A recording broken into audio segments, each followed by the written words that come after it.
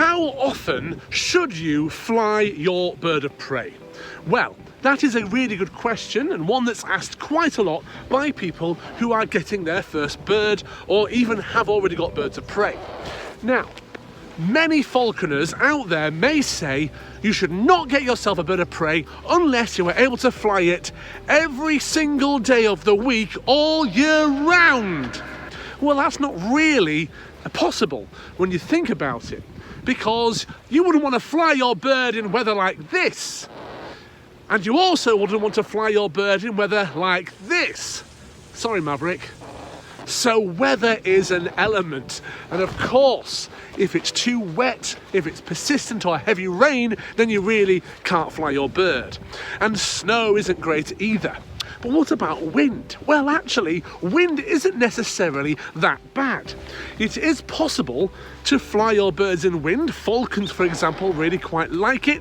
They use wind in the wild to gain extra speed and things. It can get too windy, it is possible, because, of course, if the wind is perhaps above 30 or 40 miles per hour, your bird of prey may struggle with that. But a generally windy day is okay.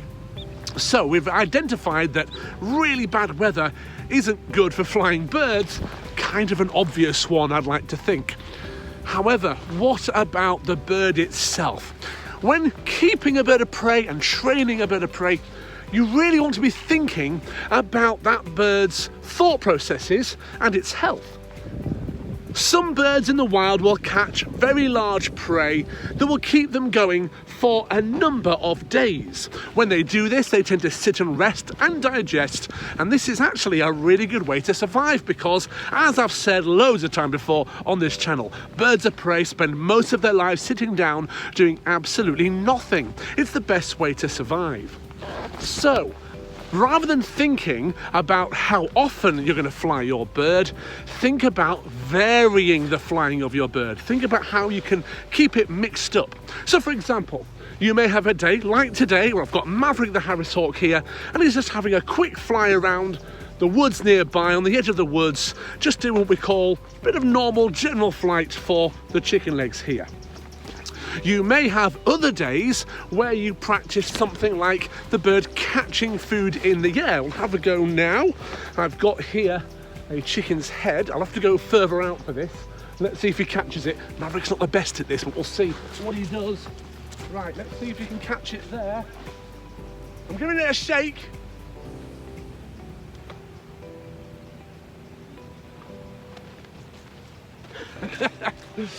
Well, he nearly caught it. I didn't say he was very good. So that's another thing you can do. You can also, especially with Harris hawks, do following on flying, where you're going for a walk and it's following from tree to tree. That's quite a good stamina session. And then you've got real fitness sessions. Some falconers have actually put small weights on the bird's legs and use those as a training technique to gain muscle. It's not something I've ever done, but it could actually work as long as you didn't overdo it. But generally speaking, anything that involves flying up to a tree, going against gravity, he says, he lands on the floor. I should try that again. As he flies up to a tree, that'll do, then that's going to be really good because it's against the gravity. So in a previous falconry advice video, I talked about creating a menu for the food you're giving your bird. Perhaps you could create a flying plan.